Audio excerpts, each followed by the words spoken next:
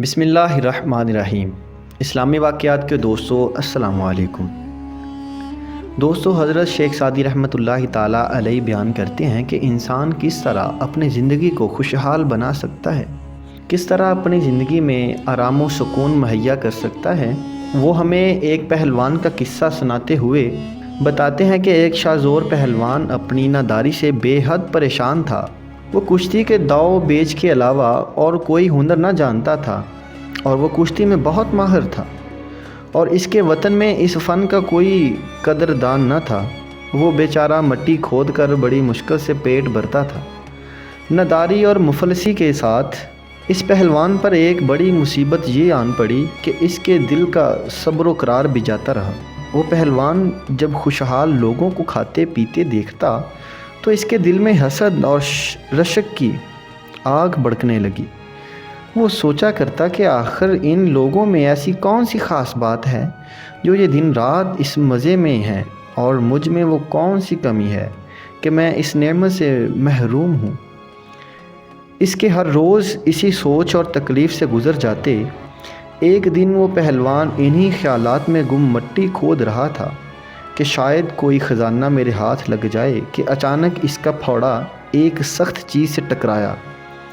اس نے جھک کر دیکھا کہ انسان کے جبڑے کی ہڈی تھی جو پھوڑے کے ضرب سے ٹوٹ گئی تھی۔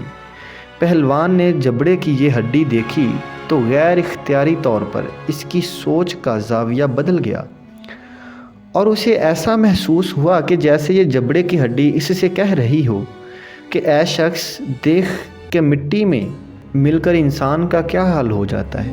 اب یہ جبڑے کی ہڈی جو تیرے سامنے ہے، اسے شکر کھانے والا جان یا خون جگر پینے والا سمجھ۔ دنیا میں اگر کوئی ایسا مزدور جو منو بوجھ اپنے سر پر لاتا ہے، یا کوئی ایسا مالدار جو کہ دولت کے باعث خود کو آسمان کے برابر سمجھتا ہے، ان دونوں کا انجام ایک ہی ہے۔ ہر قسم کی وجاہت مٹی میں مل کر مٹی ہو جاتی ہے، اور اس ناپائیدار زندگی میں کوئی چیز مستقل نہیں ماں سوائے ان نیک اعمال کے جو تو نے کیے، اور انہیں نیک اعمال کی بدولت اخروی زندگی میں سکون اور آسودگی، آرام اور خوشحالی نصیب ہو سکتی ہے۔ حضرت شیخ سعدی رحمۃ اللہ تعالیٰ علیہ اس حکایت میں آسودہ زندگی گزارنے کا بہترین اصول بیان کر رہے ہیں کہ دنیا کا مال و دولت سب ناپائیدار ہے، اور پائیدار وہ نیک عمل ہیں جس کے ذریعے ہم حقیقی زندگی جو کہ ہماری موت کے بعد شروع ہوگی اور جو ختم ہونے والی نہیں ہے، اس میں آسودہ اور مطمئن رہ سکتے ہیں۔ حضور نبی کریم کا فرمان عالی شان ہے کہ تم میں سے بہترین انسان وہ ہے جس کا اخلاق سب سے اچھا ہے اور جو سب سے زیادہ متقی اور پرہیزگار ہے۔ اسلامی واقعات کے دوستوں، ہمیں بھی چاہیے کہ ہم اپنے تمام بہن بھائیوں، دوستوں اور ہر مسلمان سے اپنا اخلاق بہت اچھا رکھیں۔ ہر ایک انسان کے ساتھ حسن سلوک کے ساتھ پیش آیا کریں، صبر کیا کریں، اللہ تعالیٰ کا ہر دم شکر ادا کیا کریں۔